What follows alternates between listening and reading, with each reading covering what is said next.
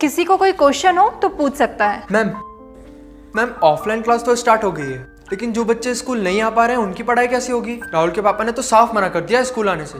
अरे तुम उसकी टेंशन मत लो, वो अभी भी टीचमेंट ऐप के द्वारा हमारे साथ लाइव है। शहर शहर गांव गांव अब टीचर्स ले रहे हाइब्रिड क्लास टीचमेंट के यूनिक फीचर्स के साथ। हेलो नमस्कार दोस्तों, जय हिंद जय भारत वंदे मातरम।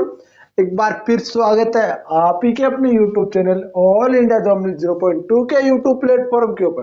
तो आज हम बात करने वाले हैं आपके संख्या पद्धति। हमारा टॉपिक चल रहा था संख्या पद्धति, हमारा टॉपिक चल रहा था। लास्ट संख्या पढ़ी थी हमने पूर्ण संख्या। कौन सी पूर्ण संख्या हमने पढ़ी थी? यदि वो क्लास नहीं ली तो क्लास ले लेना भाई, बता रहा हूँ आपको यार। ये संख्याओं का टॉपिक आपको बता दूं, संख्या पद्धति का फर्स्ट टॉपिक आता है संख्या। ये संख्या मैं आपको बता दूं 1 घंटे के अंदर पूरी करा दूंगा। कल वाली क्लास मैंने लगभग 28 मिनट की थी वो, और आज वाली क्लास लगभग ये इतने ही मिनट की होने वाली है। तो यार इतने 1 घंटे में आपको सारी संख्या करा रहा हूँ, मतलब आपका 1 नंबर कंफर्म करा रहा हूँ। तो प्लीज आपसे रिक्वेस्ट है वीडियो को शेयर करें। वीडियो को शेयर करने के साथ साथ यदि आप BSF, CRPF, CSF, SSB, tradesman, SSB, head constable, otherwise SSC GD की यदि तैयारी कर रहे हैं, या आप इंडियन आर्मी की तैयारी कर रहे हैं, या जिसमें मैथ, रीजनिंग, हिंदी और आपका जीके आता है इंडिया लेवल का, उसकी तैयारी करें, तो प्लीज आप यूट्यूब चैनल को सब्सक्राइब करो और बेल आइकन को ऑन कर लो। और यदि हाँ आपको गवर्नमेंट जॉब्स की नोटिफिकेशन की जानकारी सबसे पहले चाहिए तो भी आप ऑन कर सकते हैं, बेल आइकन बटन को ऑन कर सकते हो, चैनल को सब्सक्राइब कर सकते हैं। चलो शुरुआत करते हैं आगे की। देखो आपका पूर्ण संख्या था, अगला संख्या आती है आपकी, अगली संख्या आती है, कौन सी आती है आपकी? तो अगली संख्या आती है आपकी, कौन सी आती है? समिश्र संख्या, यानी कि समिश्र संख्या। समिश्र कौन सी आती है? समिश्र संख्या। तो ध्यान से सुन लेना, समिश्र संख्या कौन सी होती है? वास्तविक मान प्लस माइनस काल्पनिक मान, यानी कि वास्तविक मान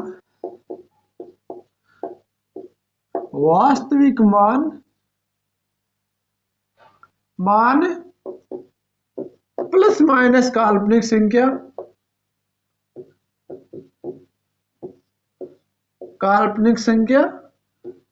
के बराबर होता है आपका समिश्र संख्या। कौन सी होती है? समिश्र संख्या होती है। कौन सी होती है? समिश्र संख्या होती है। तो यह आपका होता है सूत्र समिश्र संख्या का। तो वास्तविक मान प्लस माइनस काल्पनिक मान का होता है समिश्र संख्या। आपको बता दूं, जैसे आपका रूट पांच प्लस माइनस नहीं, सॉरी रूट 5 नहीं, 5 प्लस माइनस रूट 3, ये एक समिश्र संख्या है, क्योंकि वास्तविक मान 5 तो वास्तविक मान है भाई, प्लस माइनस काल्पनिक मान 3 है, यानी 3 का रूट काल्पनिक मान का अंदाजा लगा सकते हैं। यह आपका आता है समिश्र संख्या के अंतर्गत। एक आता है आपका 7 माइनस ले लो, चाहे प्लस माइनस जो भी यहाँ पर है, 7 माइनस रूट में कर देता हूँ 5, या 6, जो भी आपका हो, 6 कर दो तो 5 कर दो, जो भी हो, यह आपके आते हैं समिश्र संख्या के अंतर्गत। ठीक है ना? तो ये उदाहरण भी आपको देखना जरूरी है, क्योंकि उदाहरण से ही पूछा जाता है कि समिश्र संख्या छाटी है आपकी, काल्पनिक संख्या छाटी है आपका, वास्तविक संख्या छाटी है, तो ये संख्या आती है आपकी समिश्र संख्या के अंतर्गत। तो समिश्र संख्या हो गया। एक बार फिर बता रहा हूं, ध्यान से सुन लेना। समिश्र संख्या वे संख्या होती है जिसका वास्तविक मान प्लस माइनस काल्पनिक संख्या दी हुई थी ना, वो होती है आपकी समिश्र संख्या के अंतर्गत। कौन सी आती है? वास्तविक मान प्लस माइनस काल्पनिक संख्या, वो होती है आपकी समिश्र संख्या है। तो समिश्र संख्या में कोई डाउट है? अभी नहीं, कोई डाउट नहीं है। चलो शुरुआत करते हैं अगली संख्या की ओर। अगली संख्या आपकी कौन सी आती है? तो अगली संख्या आती है आपकी पूर्ण संख्या। कल आपकी वास्तविक संख्या पढ़ी थी, कल वास्तविक संख्या पढ़ी थी लास्ट में। अब अगली संख्या आती है आपकी पूर्ण संख्या। कौन सी आती है? पूर्ण संख्या। अगली आती है आपकी पूर्ण संख्या। अब देख लेना पूर्ण संख्या कौन सी होती है, ध्यान से पढ़ लेना आप।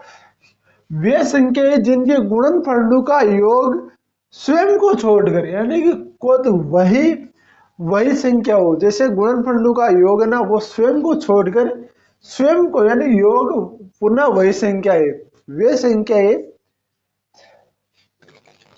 यहां पर लिख रहा हूं मैं, वे संख्याएं जिनके गुणनफलों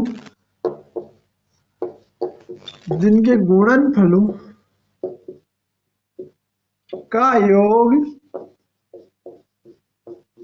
योग अब मैं यहां पर लिख रहा हूं कोष्टक में, स्वयं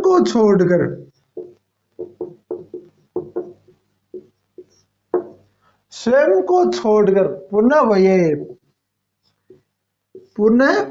वही आए।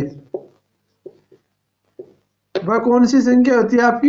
वह संख्या होती है पूर्ण संख्या। कौन सी होती है? वे संख्या जिनके गुणनफलों का योग स्वयं को छोड़कर पुनः वही संख्या है, यानी कि गुणनफलों का योग स्वयं को छोड़कर वही संख्या है। उदाहरणार्थ मैं बता रहा हूं आपको, एग्जाम्पल दे रहा हूं आपको। 6 है, जैसे 6 है आपका, 6 का 1 गुणा 6 होता है और 2 गुणा 6 होता है, 2 गुणा 3 होता है, ठीक है ना। ये आपके दो गुणनफल है, मैंने कर लिए इनके गुणनफल। अब देखो गुणनफलों का योग यानी कि गुणनफलों का योग स्वयं को छोड़कर बता रहा हूं आपको, गुणनफलों का योग स्वयं को छोड़कर आपका पुनः वही संख्या है। तो इस प्रकार बता रहा हूं आपको कि पूरी की पूरी एक आपका 6 ना, वो एक पूर्ण संख्या है स्वयं को छोड़कर। जैसे गुणनफलों का योग करता हूं, 1 गुणा 6, अब आप प्लस कर देता हूं, 2 गुणा 3, 2 गुणा 3। इस प्रकार से यदि आप करोगे ना, तो यहाँ पर देखो 1 + 2 + 3 आएगा आपका, 1 + 2 + 3 आएगा, क्योंकि ये 3 से कट जाएगा आपका, और कट जाएगा तो आपका वही आ जाएगा। जैसे मैं बता रहा हूँ आपको कि आपका 1 क्या कट गया, 1 मैं बता रहा हूँ आपको, 1 गुणा 6 + 2 गुणा 3 आपका आ गया। यहाँ पर 3 में 3 काट देता हूँ, ठीक है, 3 एकम 3 और प्लस आपका 3 बराबर आ गया 6। ये इस प्रकार से हुआ कि नहीं हुआ ना 6, ये 3 कट गया, कोई दिक्कत नहीं, कैसे भी काट, तो आप 3 दूनी 6 करते तो भी यहाँ पर 3 और आपका 3 हो जाता, एक तो आता है ना यहाँ पर, तो यहाँ पर 3 2 3 6 हो जाता। कैसे भी कर दो, कोई सा भी संख्या काट दो, आपका आता 6। तो आपको बता दूं ये 6 आ रहा है, तो आपको पूर्ण संख्या कौन सी होती है? वे संख्या है जिनके गुणनफलों का योग स्वयं को छोड़कर पुनः वही संख्या है, वह संख्या कहलाती है पूर्ण संख्या है। कौन सी कहलाती है? वह संख्या कहलाती है आपकी पूर्ण संख्या है। अगली आपकी संख्या देखते हैं, अपूर्ण संख्या है। कौन सी आती है? अपूर्ण संख्या है। वीडियो को शेयर कर दो ज्यादा से ज्यादा, और वीडियो को लाइक जरूर कर देना। जिसने अभी तक लाइक नहीं किया, वीडियो को लाइक करो यार, प्लीज रिक्वेस्ट आपसे, वीडियो को लाइक करो। वीडियो को लाइक करना आपका फर्ज है, वीडियो को लाइक करो, वीडियो को शेयर जरूर कर दो, और वीडियो कैसा लगा रहा है कमेंट बॉक्स जरूर बताना भाई। अगला आता है आपका भाज्य संख्या। कौन सी आती है? भाज्य संख्या है। अपूर्ण संख्या तो उसका उल्टा हो जाएगा, क्या फटाना यार, एक संख्या का फटाने से क्या मतलब है। अपूर्ण संख्या उसका उल्टा कर दो, कोई दिक्कत नहीं, उसका उल्टा, इतना तो कॉमन सेंस आप रख ही सकते हो ना। तो आपका अगला करता हूं मैं भाज्य संख्या। कौन सा? भाज्य संख्या।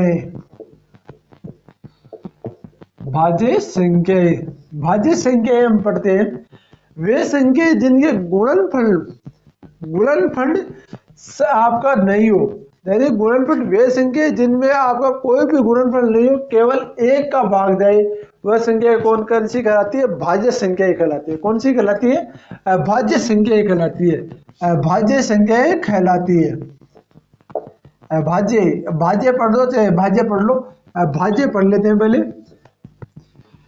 वे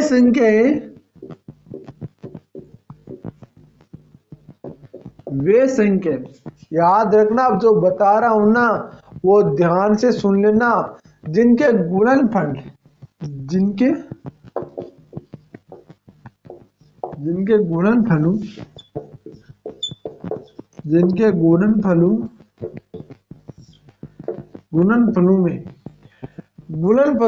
गुणनफल आपका गुणनफल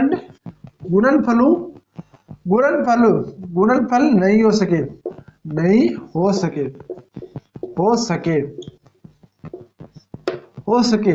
जैसे मैं बता रहा हूं आपको, वे संख्या जिनके गुणनफल नहीं हो सके, या आपकी शर्त दूसरी सुन लेना, दोनों शर्तों में कोई सा मान सकता है, या स्वयं को छोड़ स्वयं का अलावा, या आपको बता दूं क्या लिखूं यहाँ पर, एक यानी या एक के अलावा किसी का भी भाग नहीं जाता हो। यह सिंपल परिभाषा है, किसी का भी भाग नहीं जाता हो, भाग नहीं जाता हो। तो वो कौन सी कहलाती है, आपकी अभाज्य संख्या कहलाती है। वे आप ऐसा याद रख लो, जैसे दो है, दो में आपका एक का भाग जाएगा और अब दो का भाग जाएगा, अदरवाइज किसी का नहीं जाएगा, ठीक है ना। जैसे तीन है, तीन में आपका तीन का भाग जाएगा, ये एक का जाएगा, अदरवाइज किसी का नहीं जाएगा। जैसे आपको मान लो पांच है, पांच में आपको पांच का भाग जाएगा, अदरवाइज किसी का नहीं जाएगा, ये एक का जाएगा। सात है आपका, सात आपका जैसे मैं लिख दे रहा हूँ यहाँ पर, उदाहरण देख दो, उदाहरण बता रहा हूँ आपको। एक नहीं, दो, तीन, 5, 7, 11, 13, 17, ये वे संख्या है जो आपकी अभाज्य संख्या है। कौन सी अभाज्य संख्या है, अभाज्य संख्या है कौन सी है, 2, 3, 5, 7, 11, 13, 19, ये सब अभाज्य संख्या है। तो आप ध्यान से देख लेना, ये सब अभाज्य संख्या है। वो अभाज्य संख्या आपको याद रखनी होगी, क्योंकि ऐसा ही क्वेश्चन पूछा जाता है, आपको सिंपल सा क्वेश्चन पूछा जाता है। एसएससी जीडी और जो ऐसे निकल होती है, सिंपल सा क्वेश्चन पूछा जाता है कि निम्न में से भाज्य अभाज्य संख्याएं छांटिए। 4, 3 आपको भाज्य दे देगा और एक आपको अभाज्य दे देगा, तो इस प्रकार आपको छांटना है भाई, ठीक है ना। अगली संख्या हम पढ़ लेते हैं, अभी बता रहा हूँ, एक बार फिर बता रहा हूँ, वे संख्या जिनके गुणनफल नहीं हो सके, वे संख्या जिनके गुणनफल नहीं हो सके, या एक यानी एक और खुद यानी स्वयं के अलावा किसी का भाग नहीं जाता, वह संख्या कौन सी कहलाती है, अभाज्य संख्या कहलाती है। कौन सी कहलाती है, अभाज्य संख्याएं कहलाती है। अगला आता है आपका भाज्य संख्या, कौन सी आती है, भाज्य संख्या, इसका उल्टा है। फिर ये बताऊंगा इसको, क्योंकि भाज्य और अभाज्य में से बहुत बार सवाल पूछा जाता है, बहुत बार सवाल पूछा जाता है, इसलिए मैं इसको भी बताऊंगा आपको, भाज्य संख्या। या मैं भाज्य संख्या फिर से लिखूं, चलो भाई लिख दे रहा हूं भाज्य संख्या है। वीडियो को लाइक करो यार, वीडियो को लाइक कर देना सभी के सभी कैंडिडेट, और चैनल को अभी तक सब्सक्राइब नहीं, चैनल को सब्सक्राइब कर लेना। बात आती है आपकी भाज्य संख्या है, भाज्य संख्या है। आप कई कैंडिडेट बोलेंगे देखो भाई बात ऐसे साथ साथ नोट्स बनाते रहो, नोट्स बनाते रहो, साथ साथ नोट्स बनाने में आपको फायदा रहेगा। वे संख्या जिनके गुणनफल संभव हो, सिंपल सी परिभाषा है, वे संख्याएं जिनके गुणनफल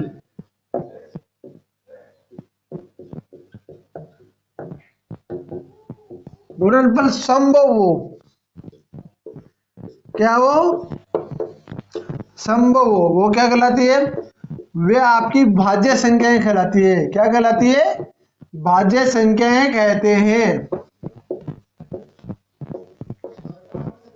ठीक है ना। वे संख्याएं जिनके गुणनफल संभव हो, वो आपकी भाज्य संख्याएं कहलाती है। जैसे मैं लिख देता हूं यहां पर 4, 6, 8, आपका 9, 4, 6, 8, 9, 10, आपका 12, आपका 14, 15, 16, 17 नहीं, 19 भी नहीं, 18, 19 नहीं, 20, 21, इस प्रकार ये सभी कौन सी हैं, ये सभी आपकी भाज्य संख्या है। कौन सी है, भाज्य संख्या है। वे संख्याएं जिनके गुणनफल संभव हो, वो आपकी भाज्य संख्याएं कहलाती है। अब भाज्य संख्या गुणनफल कौन कैसे होता है, तो गुणनफल का ध्यान दो भाई, गुणनफल कैसे होता है। आप कई लोगों को बता दें गुणनफल क्या होता है, तो जैसे आपका 4 होता है तो 4 का मल्टीप्लाई 2 गुणा 2 होता है, आपका गुणनफल हो गया।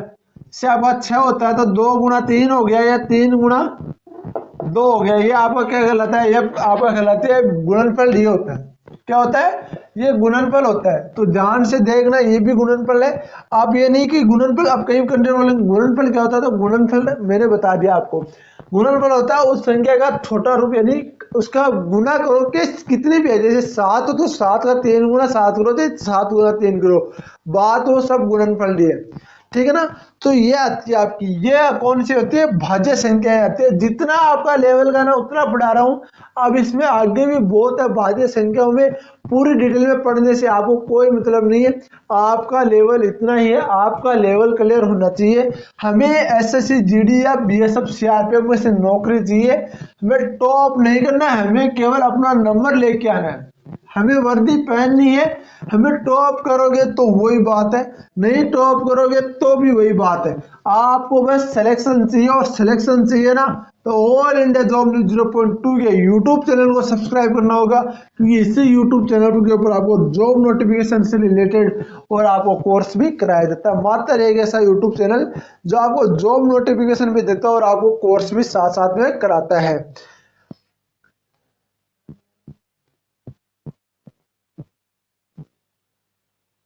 तो दो आप नोट लगाना, दो नोट में लिख रहा हूं, यहाँ पर दो नोट लिख रहा हूं मैं आपकर। सबसे छोटी, ध्यान रखना ये भी क्वेश्चन आता है भाई, सबसे छोटी भाज्य संख्या, भाज्य संख्या सबसे छोटी अभाज्य संख्या, अभाज्य संख्या का पूर्ण वर्ग है। क्या है, पूर्ण वर्ग है। अब बताओ आपको, सबसे छोटी भाज्य संख्या सबसे छोटी अभाज्य संख्या का पूर्ण वर्ग है। कैसे जांच करेंगे आप, कि आपको क्या पता है कि कौन सी क्या है, तो बता दो आपको। सबसे छोटी आपकी भाज्य संख्या कौन सी होती है, 4। सबसे छोटी भाज्य संख्या कौन सी होती है, 4। और सबसे छोटी अभाज्य संख्या कौन सी होती है आपकी, सबसे छोटी भाज्य संख्या होती है आपकी 2। तो 2 का ये पूर्ण वर्ग नहीं है क्या, 4।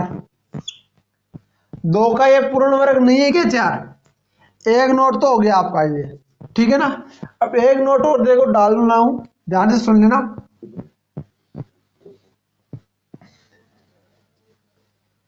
एक नोट और डाल रहा हूं, दोनों नोट को लिख लेना भाई। दोनों नोट को यदि आप वीडियो को स्लो कर सकते हो कोई दिक्कत नहीं है।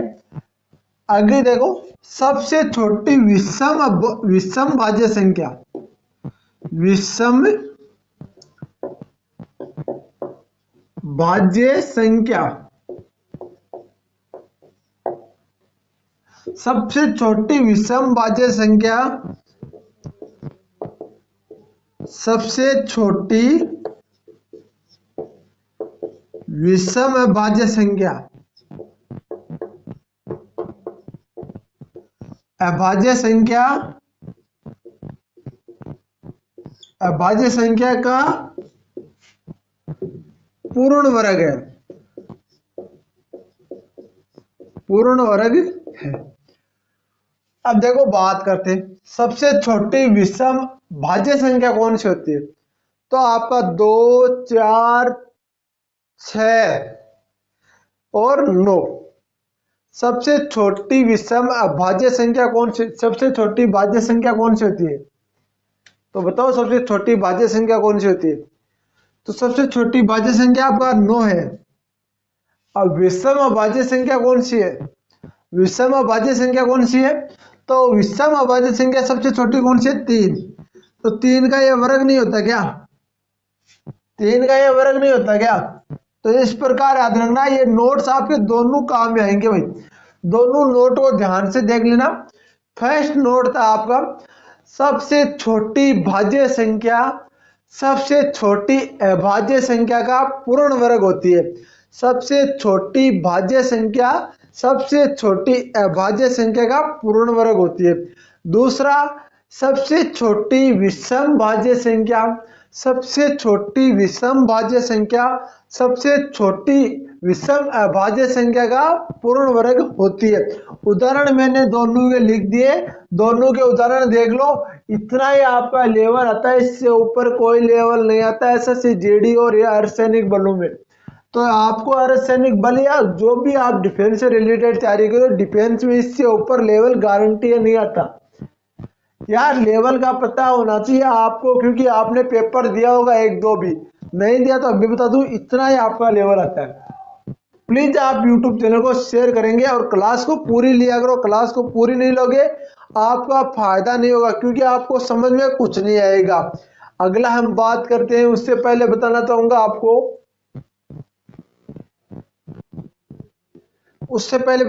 आपको, कि कई कैंडिडेट बोल रहे थे कि सर कॉमन बैच आप क्यों चला रहे हो, अलग अलग बैच चलाओ। देखो भाई बात ऐसी है, अलग अलग बैच चलाऊंगा तो ये आपकी भाज्य संख्या और अभाज्य संख्या वही रहने वाली। भाज्य संख्या और अभाज्य संख्या में कोई प्रॉब्लम नहीं होने वाली, वही रहने वाली है, कोई दिक्कत नहीं। मैं अलग अलग क्लासे भी डाल दूंगा आपको, मेरे को देखो कोई प्रॉब्लम नहीं है, मैं आपके अलग अलग क्लासे भी डाल सकता हूँ। आपकी सहूलियत के हिसाब से जो को आप बोलोगे वो मैं कर सकता हूँ। पर मेरा जहां तक मानना ना, एक क्लास में आप रहोगे फायदे में रहोगे, बेस्ट रहोगे। और यदि आप चाहोगे अलग अलग क्लासें आ रही है तो अलग अलग क्लासें भी आपका भाई आपको करा देगा, ठीक है ना। तो मैं आज एक कम्युनिटी टैब डालूंगा जिसके अंदर बताना है कि आपको अलग अलग क्लासें करानी है या सारी एक कॉमन क्लास करानी है, ठीक है ना। उस कम्युनिटी टैब में जितने ज्यादा वोट आएंगे ना, उस हिसाब से हम डिसाइड करेंगे कि क्या क्या होना चाहिए और क्या नहीं होना चाहिए। अगली संख्या आती है आपकी सहभाज्य संख्याएं।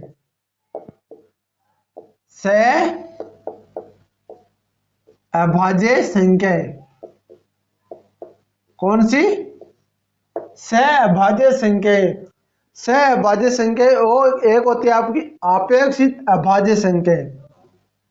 दोनों में यहां पर करा रहा हूं, दोनों एक दूसरे का उल्टा है इसलिए मैं यहां पर करा रहा हूं। कौन सी? अगला आता है आपका सहभाज्य संख्या या अपेक्षित अभाज्य संख्याएं। अपेक्षित अभाज्य संख्याएं, ठीक है ना। ये दोनों आपकी वे संख्याएं जिनका HCF एक हो, यानी कि लसागु आपका एक हो, वे संख्याएं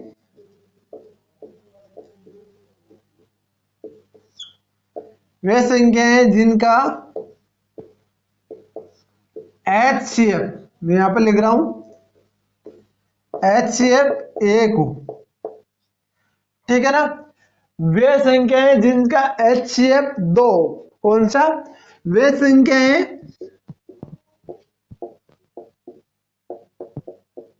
संख्याएं जिनका HCF क्या हो? दो। वो कौन सी कहलाती है? अपेक्षित अभाज्य संख्याएं कहलाती है, और यह कहलाती है आपकी सहअभाज्य संख्याएं, ठीक है ना। अब देखो बात करते हैं इसमें आपका उदाहरण आता है, आपका उदाहरण बता रहा हूं, इसके ध्यान से देख लेना। उदाहरण बता रहा हूं आपका 2 और 3, HCF एक आएगा, 2 और 3, ठीक है। 47 और 59, 47 और 59 इस प्रकार की यदि संख्या आ जाए ना आपको, तो इनका आप, अरे यार ज्यादा ना तो लेसे निकाल के देख लो, एक नंबर आ रहा है, 1 मिनट जाए कोई फर्क नहीं पड़ता। आपको 50 नंबर में बता रहा हूं 100 क्वेश्चन आएंगे, जिसे 50 क्वेश्चन से जो टाइम लेंगे। रीजनिंग का सवाल आपको लगभग आधे मिनट में, यानी 30 सेकंड में भी आप करोगे। 25 क्वेश्चन है, 15 मिनट में रीजनिंग का सवाल कर सकते हो, कोई दिक्कत नहीं। बचा आपको मैथ है, मैथ में आप अकेले 30 मिनट, कितना हो गया? 15 और 30 45 मिनट हो गया। बचा कितना? 15 मिनट। 15 मिनट में जीके और हिंदी आराम से करता है कोई बच्चा। ये ऑनलाइन एग्जाम होती है, ऑफलाइन में भी कर सकता है, कोई इतनी बड़ी बड़ी बात नहीं, क्योंकि जीके और हिंदी में जो आता है वो आता, नहीं आता वो नहीं आता। सिंपल सा फंडा है। मैथ में आपको टाइम देना है, और मैथ में टाइम दोगे, मैथ में यदि कोई बच्चा 25 में से 25 और रीजनिंग में 25 में 25 करता है ना, गारंटी से वैसे जीडी का सब पेपर निकाल सकता है अर्धसैनिक बल के। प्लीज आप मैथ में टाइम दीजिए। अगला उदाहरण देखते हम, इसके उदाहरण देखते हम इसके आता है आपका 25 और 36, 25 और 36, ठीक है ना। अगला इसका उदाहरण आता है आपका 15 और 11। क्या 15 और 11, 15 और 11 यह उदाहरण है इसके। वे अपेक्षित अभाज्य संख्या वे संख्याएं होती है जिनका HCF आपका 2 और क्या हो, HCF आपका 2 हो। और सह अभाज्य संख्याएं वो होती है जिनका HCF आपका 1 हो। तो इन दोनों का HCF आपका 1 आएगा, इन दोनों का 1 आएगा। और आपका अपेक्षित अभाज्य संख्याएं वे होती है जिनका HCF आपका 2 हो। उदाहरण के लिए बता रहा हूँ 25 और 36 और आपका 15 और 11, ये सब आपके सह अभाज्य संख्याएं आती है। अगला था आपका टेंटेटिव समअभाज्य संख्या। कौन सी? टेंटेटिव अभाज्य संख्याएं। कौन सी आती है? टेंटेटिव अभाज्य संख्याएं। टेंटेटिव अभाज्य संख्याएं, लास्ट संख्या आपकी टेंटेटिव अभाज्य संख्याएं।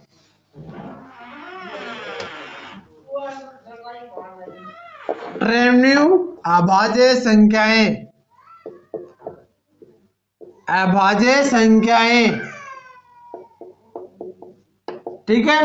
टेंटेटिव वे अभाज्य संख्याएं जिनमें 2 का अंतर हो। वे अभाज्य संख्याएं,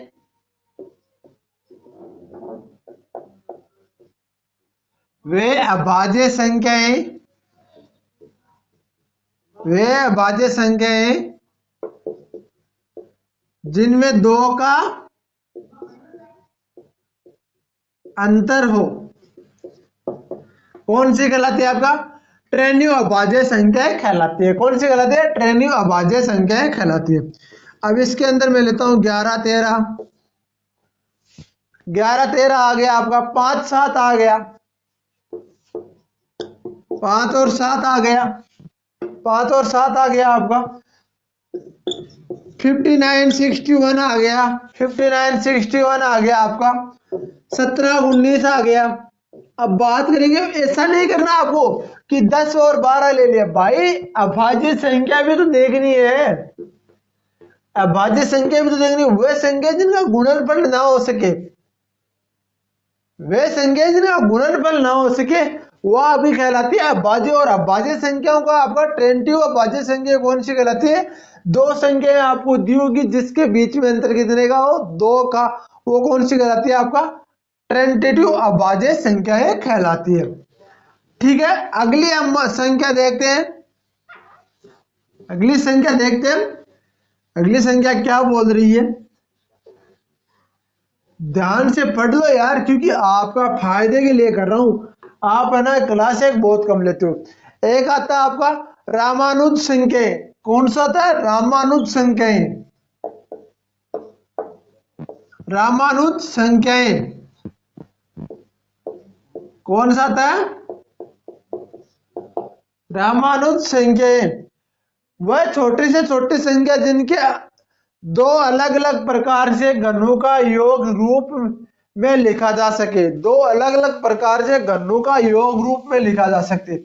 वैसे ये आते नहीं है आपके, ये आते नहीं है, फिर भी बता रहा हूं आपको। वे संख्याएं, ये आते नहीं है इतनी। वे संख्याएं, वह छोटे से छोटे संख्या जिनके 2 अलग अलग प्रकार है।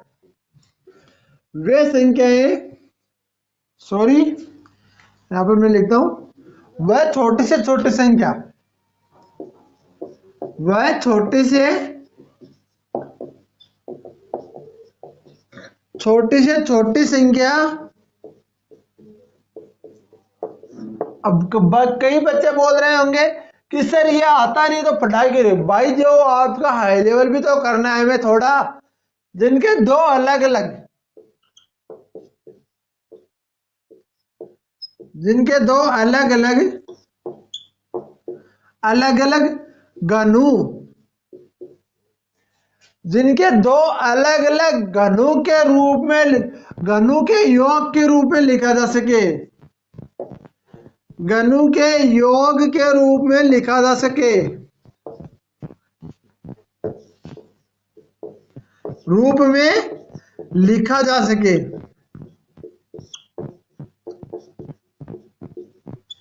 क्या कहलाती है आपकी? रामानुज संख्याएं कहलाती है। क्या कहलाती है? रामानुज संख्याएं कहलाती है।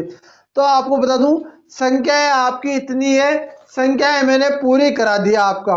अब देखो एक आपका आता है सह नियम आता है आपको, और संख्याओं का गुणधर्म आपका आता है।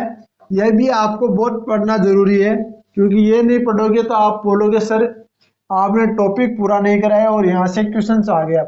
दो क्वेश्चन जहां से भी आएगा ना इनमें से आएगा, कोई दिक्कत नहीं, एक भी क्वेश्चन आपका बाहर नहीं जाने दूंगा, गारंटी से बोल रहा हूं।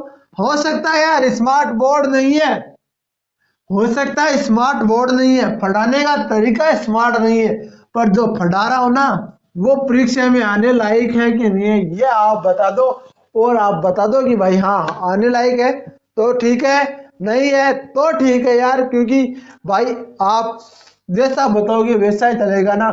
अब मैं तो ऐसी है कि आपकी मेरी तो हाँ हो जाए पर आपकी हाँ करवानी जरूरी है ना। तो आप भाइयों का सपोर्ट रहा तो एक दिन स्मार्ट बोर्ड पर ही हम पढ़ा देंगे, कोई दिक्कत वाली बात नहीं है। तो संख्याओं का गुणधर्म कहता है आपका, संख्याओं का गुणधर्म, ठीक है। संख्याओं का गुणधर्म क्या कह देता है? कार्य विनियोजन का नियम क्या कहलाता है? a प्लस बी के बराबर होता है b प्लस ए, और a गुणा b के बराबर होता है आपका b गुणा b प्लस b गुणा a, ठीक है ना। अब देखो बात करते हैं, ऐसा क्वेश्चन आता है आपका a प्लस b के बराबर होता है b गुणा a, ठीक है, b गुणा a होता है, ठीक है। अब आपको बता दूं a गुणा b के बराबर होता है आपका b प्लस b गुणा a, b गुणा a, ठीक है। अब देखो उदाहरण बता रहा हूं आपको, ध्यान से सुन लेना, उदाहरण बता रहा हूं आपको कि आपका 2 प्लस 5, ठीक है, और आपका 5 गुणा 2, यही तो है। ए का मान मानते हम 2 और बी का मानते 5, यहां पर आता है 5 और यहां पर आ जाएगा 2, ठीक है। तो अब देखो आपको उदाहरण ये इसका हल बता रहा हूं आपको, ये 5 और 10 7 होते हैं और ये तो 10, ये हो गया 10 आपका, पर ये 5 और 2 7 और ये हो गया 10। तो आपका कर्म नियोजकता का नियम यह कहता है कि यह संख्या आपकी संख्याओं के गुण धर्म के आधार पर सही नहीं है, यह संख्या आपके गुण धर्म के आधार पर यह सही नहीं है, ठीक है ना। तो आपका ये होना चाहिए। तो प्लीज आपसे रिक्वेस्ट है वीडियो को शेयर करेंगे, और वीडियो कैसा लगा कमेंट बॉक्स में जरूर बताइएगा। जय हिंद, जय भारत, वंदे मातरम। मैथ का अगला टॉपिक हम कल आपके लिए लेकर हाजिर हो जाएंगे भाई। तो आपका भाई आपके लिए बहुत कुछ कर रहा है, बस आपसे रिक्वेस्ट है आप ही वीडियो को शेयर करा करें, और आसाम रायपुर रैली भरते हुए इंडियन आर्मी की वर्दी पहने कर आप मेरे सामने एक दिन मिठाई लेकर जरूर आएंगे। जय हिंद भाइयों, वंदे मातरम। आपका भाई मैं दिल से ये दुआ भी करता हूँ आपसे कि आप सबकी जॉब लगे, जो आप ये वीडियो देख रहे हैं उन सबको एक दिन वर्दी जरूर मिलेगी। जय हिंद भाइयों, वंदे मातरम।